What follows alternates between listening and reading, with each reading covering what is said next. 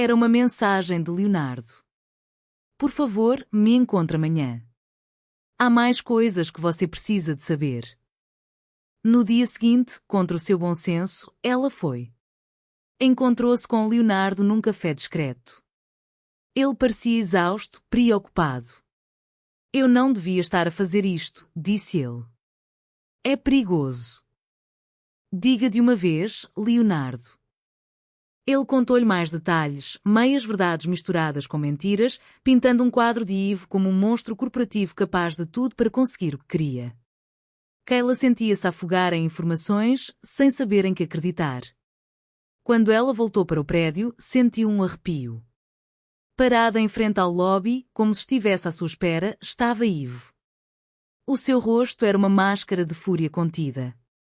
Onde você esteve? Ele perguntou, a voz baixa e controlada.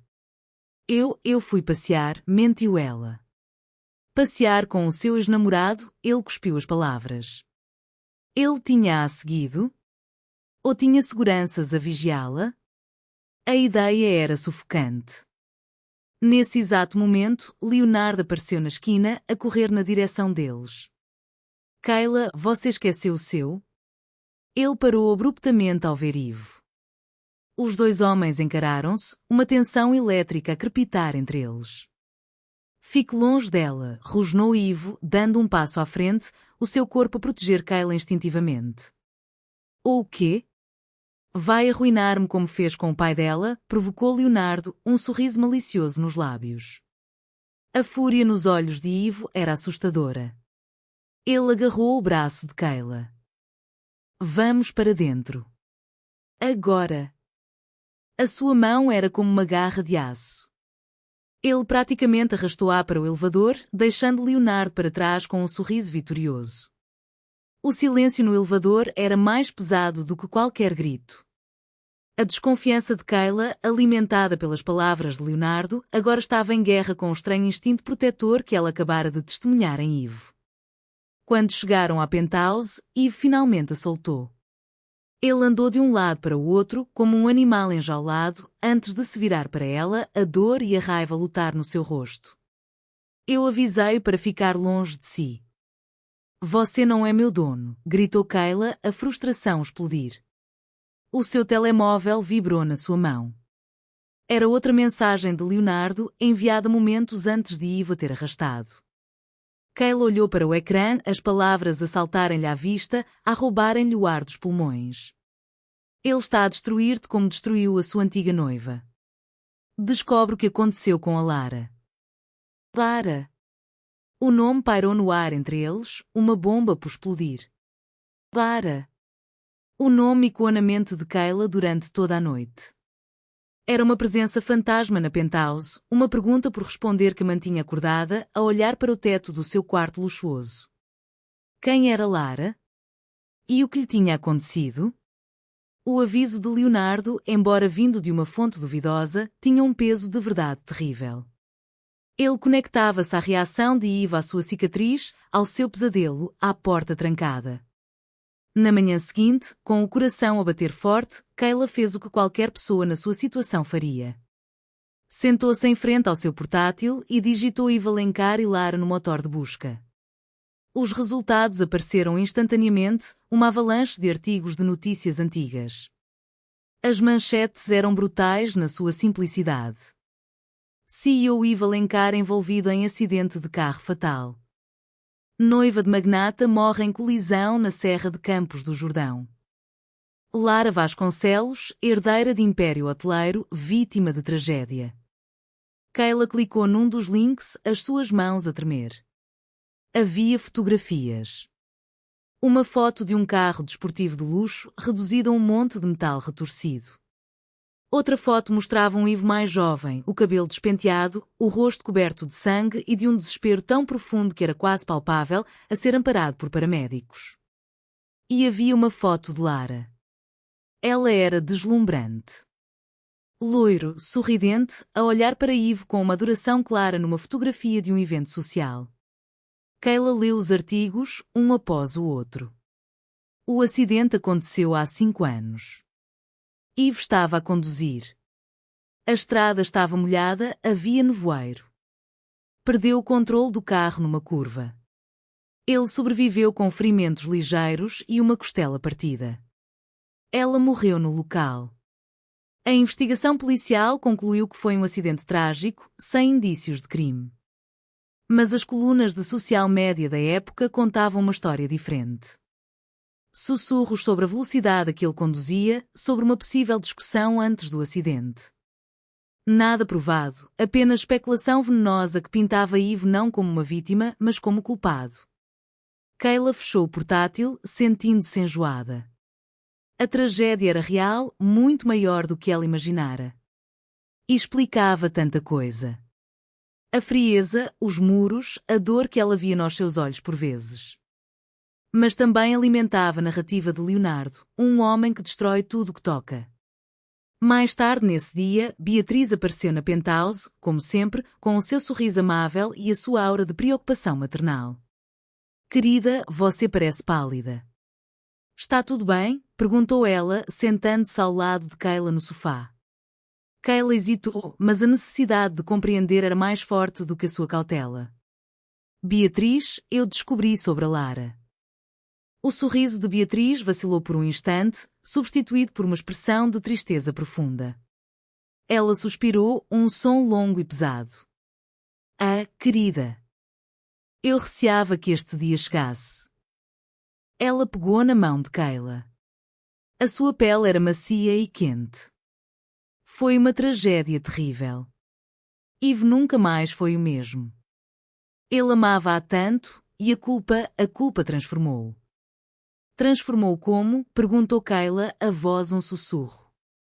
Ele fechou-se para o mundo, disse Beatriz, os seus olhos azuis a brilhar com lágrimas não derramadas. Tornou-se implacável nos negócios, como se quisesse conquistar o mundo para preencher o vazio que ela deixou. Tornou-se ambicioso e imprudente, a qualquer custo. É a sua forma de lidar com a dor, entende? Ele afasta todos para não ter de sofrer outra perda.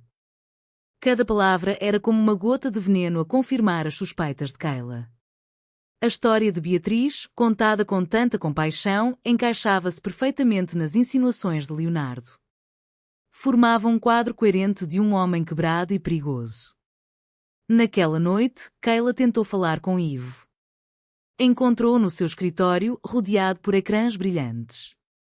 Ivo, podemos conversar? Ela começou, nervosa. Ele não levantou os olhos. Estou ocupado. É sobre a Lara. O nome fez com que ele parasse. Ele levantou lentamente a cabeça. O seu rosto estava desprovido de qualquer emoção. O que há para falar sobre ela? Eu só queria dizer que sinto muito pelo que aconteceu. Eu não preciso da sua pena, a sua voz era cortante como vidro partido. O meu passado não faz parte do nosso contrato. A porta estava fechada. Trancada. A sua frieza, que antes a intrigava, agora parecia uma confirmação da sua culpa. Mais tarde, incapaz de dormir, Kayla caminhava pelo corredor silencioso. Ao passar pela porta de madeira escura, o quarto proibido, ela parou. Ouviu um som vindo de dentro. Uma música. Uma melodia de piano suave e melancólica. Ela encostou o ouvido à porta. A música era bonita, mas de uma tristeza avassaladora. Com um clique mental, ela lembrou-se de ter lido algo num dos artigos. A música favorita de Lara Vasconcelos era Clair de Lune de Debussy. Era essa a melodia que tocava. O som vinha do santuário dele. O santuário de Lara. Ele estava lá dentro, a ouvir a música dela, a afogar-se na sua dor e na sua culpa. Tudo fazia sentido. Um sentido terrível e doloroso. Ela afastou-se da porta, o coração pesado. O homem que por vezes lhe mostrava vislumbres de calor era uma ilusão. O verdadeiro Ivo Alencar era o homem que se escondia naquele quarto escuro, assombrado pelos seus fantasmas. Quando voltou ao seu quarto, viu um envelope pardo que tinha sido deslizado por debaixo da sua porta. Não havia remetente. As suas mãos tremiam enquanto o abria. Dentro havia uma pequena pilha de papéis. Eram fotocópias. A primeira página era um extrato bancário. Mostrava uma transferência de uma quantia avultada, feita a partir de uma subsidiária do Grupo Alencar, uma empresa com um nome que ela nunca tinha ouvido. O destinatário era uma empresa que Kayla reconheceu instantaneamente, o seu estômago a dar um nó. Era a empresa concorrente que tinha dado o golpe final, comprando as dívidas da construtora do seu pai e forçando-os à falência. A data da transferência era 2 semanas antes de o seu mundo ter desabado. Ivo sentia a distância. Tinha crescido entre eles nos últimos dias, um abismo frio e silencioso que o incomodava de uma forma que ele não estava disposto a admitir. Desde a aparição daquele ex-namorado idiota, Kayla tinha-se fechado. A luz nos seus olhos, que ele tinha começado a procurar secretamente, tinha-se apagado. E isso irritava-o porque, contra todo o seu julgamento, ele tinha começado a habituar-se à sua presença.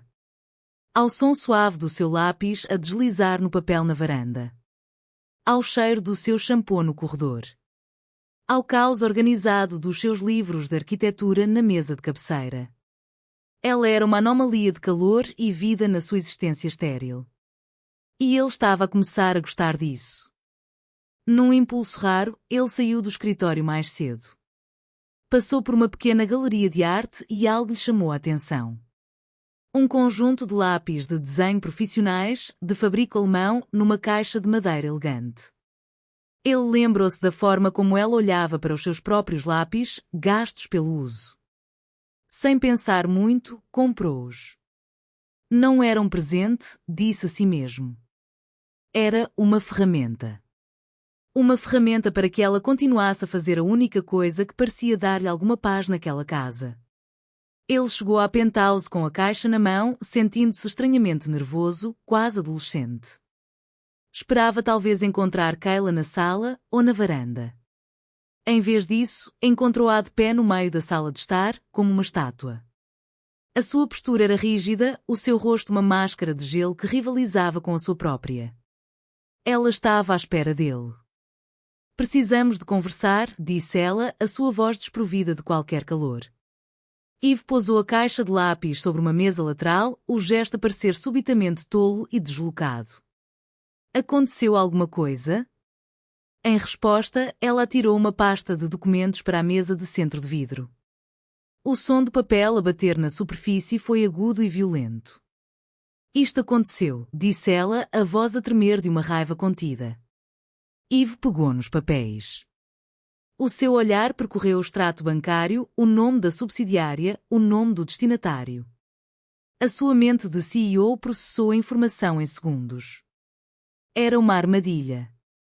Uma armadilha óbvia e bem executada.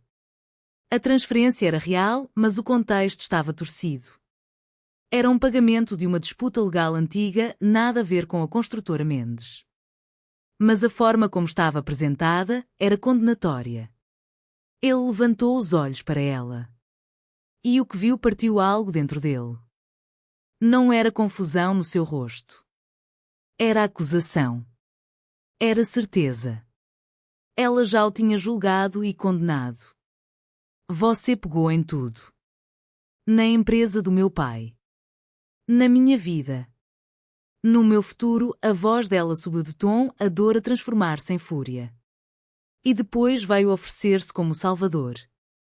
Que jogo doentio é este, Ivo? Destruir as pessoas e depois comprá-las? Cada palavra era um soco. Ele, que construíra a sua vida em torno da lógica e dos factos, estava a ser destruído por uma mentira. E a pessoa que o destruía era a única que, nos últimos 5 anos, o tinha feito sentir algo para além da culpa e do vazio. Você acha mesmo que eu fiz isto? Perguntou ele, a sua voz perigosamente calma. Está tudo aqui, gritou ela, a apontar para os papéis. O dinheiro. As datas. Você nem sequer o nega. Ele podia explicar. Podia chamar os seus advogados, mostrar-lhe os verdadeiros contratos, provar a sua inocência em 10 minutos. Mas a questão não era essa. A questão era que ela nem sequer lhe tinha dado o benefício da dúvida.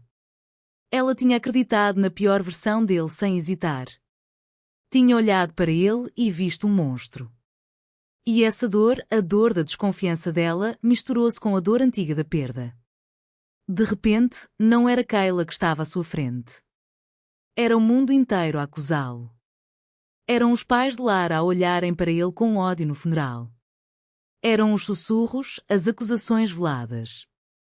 A culpa que ele carregava todos os dias. A sua capacidade de lutar esgotou-se. A sua armadura estalou. Se é isso que você pensa, disse ele, a sua voz agora cheia de um cansaço amargo e profundo, então não há mais nada a dizer. O silêncio que se seguiu foi o mais pesado de todos. A expressão de Kayla desmoronou-se. A sua raiva deu lugar a uma dor devastadora. A resposta dele não era uma negação. Era uma sentença. Para ela, o silêncio dele era a confissão final. As lágrimas começaram a escorrer pelo seu rosto, silenciosas e incontroláveis. Ela recuou um passo, depois outro. Eu odeio você, sussurrou ela, as palavras a saírem quebradas. Ela virou-se e correu para o seu quarto. Minutos depois, saiu com a sua pequena mala, a mesma com que tinha chegado. Ela caminhou até à mesa, tirou o anel de noivado do seu dedo, o anel que ele nunca tinha visto usar, e colocou-o sobre a pasta de documentos. O pequeno som do metal a tocar no papel foi como um tiro no silêncio. Depois, ela foi-se embora. Sem olhar para trás.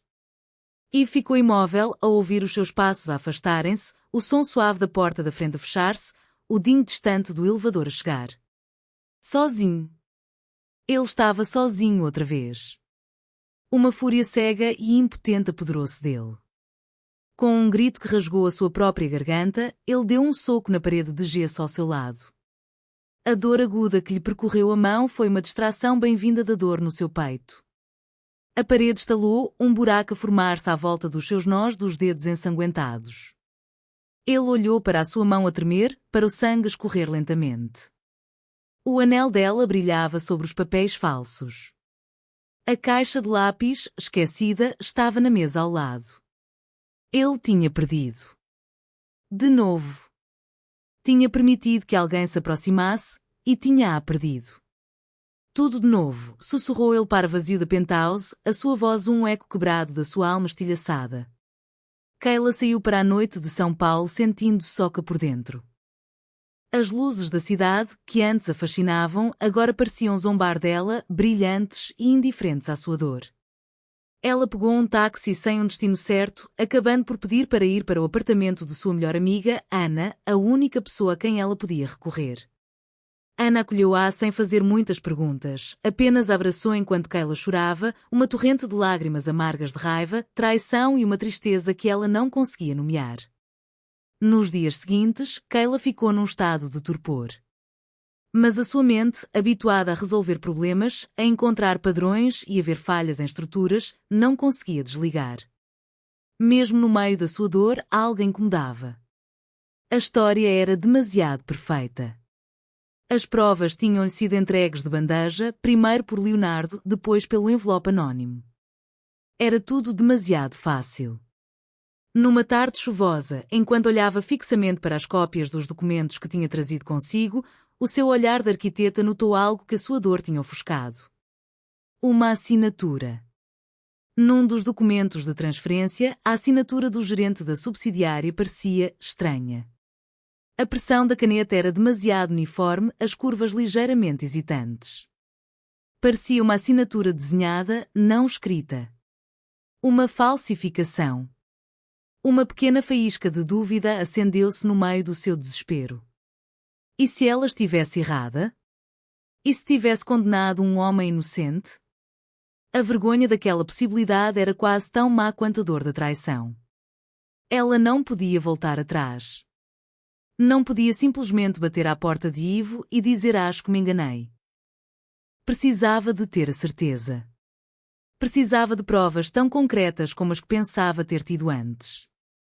A sua primeira chamada foi para um antigo colega de faculdade, Tiago, que agora trabalhava como analista financeiro júnior num banco. Tiago, preciso de um favor enorme e totalmente confidencial, disse ela ao telefone, a voz a tremer um pouco. Ela enviou-lhe uma cópia da transferência. Consegues rastrear isto? Ver se o caminho do dinheiro faz sentido?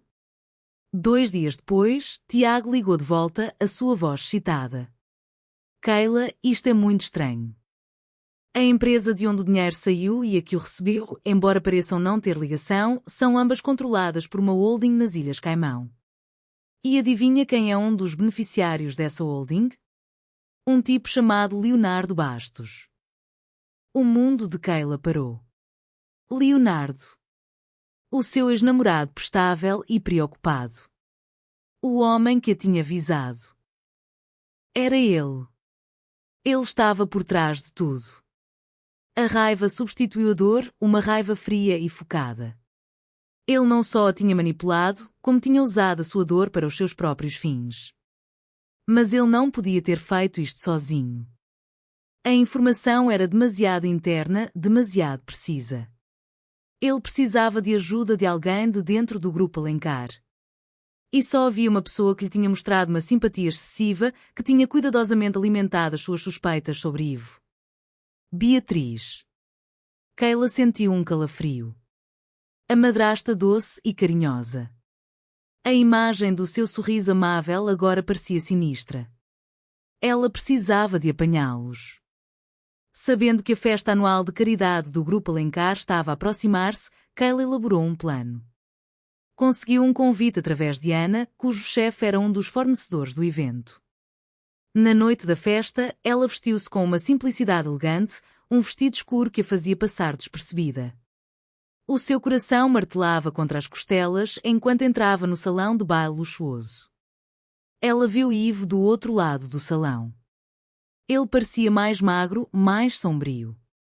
Havia uma bandagem discreta na sua mão direita.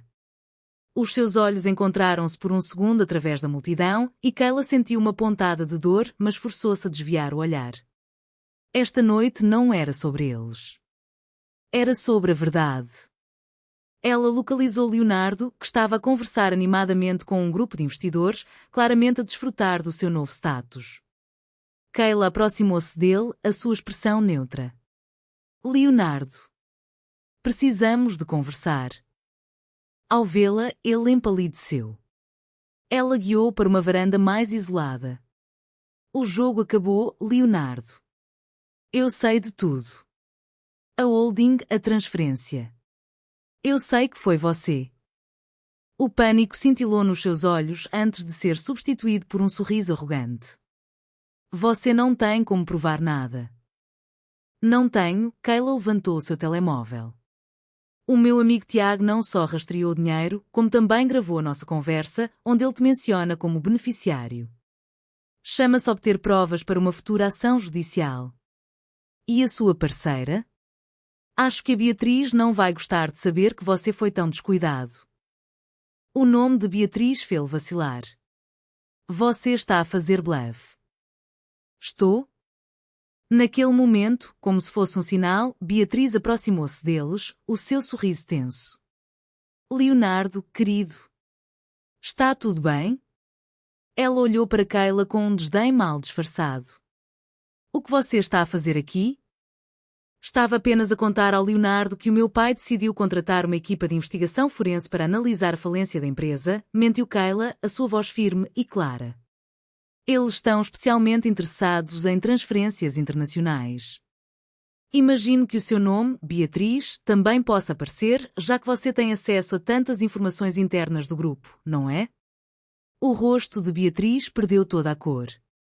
O seu controle quebrou-se. Você. Sua pequena intrusa, sibilou ela, a sua voz baixa e cheia de veneno. Você nunca deveria ter entrado nesta família. Ivo é fraco, sempre a lamentar-se por aquela tonta da Lara. O meu filho, o Tiago, é que merece liderar o Grupo Alencar. Eu fiz o que era preciso. Leonardo olhou para ela, chocado com a sua explosão. Keila sentiu o sangue gelar. Era pior do que ela pensava. Então foi você, disse uma voz grave atrás delas. Ivo estava parado na entrada da varanda. O seu rosto era uma máscara de incredulidade e uma dor profunda e devastadora. Ele tinha ouvido tudo. Beatriz virou-se, os olhos arregalados de pânico. A sua fachada de madrasta carinhosa desintegrou-se completamente, revelando a mulher calculista e amarga por baixo. Ivo. Não é o que parece, gaguejou ela. Não, a voz dele era um sussurro perigoso. Parece que você conspirou para arruinar a vida de pessoas inocentes. Parece que você usou a memória de Lara contra mim. Ele deu um passo em frente, a sua presença avassaladora. Mas a única coisa que eu não entendo, Beatriz, é porquê. O desespero tomou conta dela. Encurralada, ela cuspiu a sua verdade feia, as palavras a saírem num grito agudo que silenciou a música ambiente que chegava do salão. Porque você é uma maldição. Você sobreviveu àquele acidente, mas ela não. Você devia ter desaparecido junto com aquela tonta da Lara. A culpa é toda sua, Ivo. E aqui termina a história de Kayla e Ivo. Minhas queridas ouvintes, do fundo do meu coração, quero agradecer por terem acompanhado esta jornada. Foi uma honra, como roteirista, ter a companhia de vocês na caminhada de Kayla e Ivo. Cada capítulo foi escrito com cuidado e esperança, desejando que pudessem sentir cada batida do coração, cada lágrima derramada e cada sorriso que, pouco a pouco, nascia em seus lábios. Esta história é mais do que um simples contrato, é um espelho da verdade de que o amor verdadeiro não se mede pelo luxo ou por começos perfeitos. Muitas vezes, ele nasce dos pedaços quebrados do nosso passado, da coragem de enfrentar os fantasmas que nos assombram e do perdão, não apenas aos outros, mas principalmente a nós mesmos. É um lembrete de que, por trás de cada muralha de gelo e dor, existe um coração que apenas espera por calor e compreensão. Agora, eu adoraria ouvir a voz de vocês. Qual foi a lição que mais tocou o seu coração? Que parte da história fez vocês chorarem ou sorrirem? Não hesitem em deixar seus sentimentos na seção de comentários abaixo. Cada mensagem de vocês serve como inspiração e luz na minha própria jornada. Mais uma vez, o meu sincero agradecimento. Até a nossa próxima história.